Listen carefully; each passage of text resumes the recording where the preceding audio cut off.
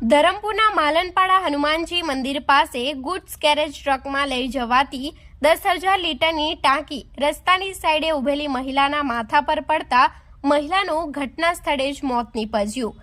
ધરમપુરના કાકડકુવા આંબલી ફળિયા ખાતે રહેતા અવિકાસભાઈ ધીરુભાઈ ગાવિત ઉંમર વર્ષ 30 જેઓ વાપી ખાતે આવેલ ડીમાર્ટમાં નોકરી કરી પોતાના પરિવારનું ગુજરાન ચલાવે છે।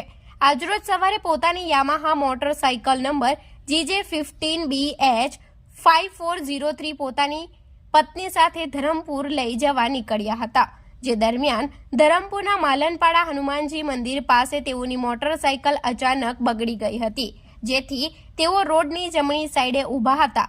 દરમિયાન એક goods carriage truck number PB02ES2385 નો ચાલક ટ્રકમાં 10,000 લીટરની ટાંકી ભરી અમદાવાદથી પૂના તરફ જઈ રહ્યો હતો। આ દરમિયાન રસ્તાની સાઈડે ઉભેલા અવિકાસભાઈ તેમજ તેમની પત્ની પર ટ્રકમાં લઈ જવાઈ રહેલ ટાંકીનું દોરડું છૂટી જતા ટાંકી અવિકાસભાઈની પત્ની પર પડી હતી, જેથી તેમની પત્ની ગંભીર રીતે ઈજાગ્રસ્ત થયા હતા।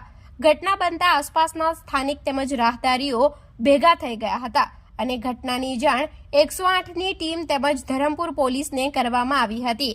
કોલ મળતાની સાથે જ 108ની ટીમ ઘટના સ્થળે પહોંચી આવી હતી અને અવિકાસભાઈની પત્નીને ચેક કરતા તેઓને મૃત જાહેર કર્યા હતા, જેથી તેઓને ખાનગી એમ્બ્યુલન્સ મારફતે ધરમપુરની સ્ટેટ હોસ્પિટલ ખાતે PM હેઠળ ખસેડવામાં આવ્યા હતા।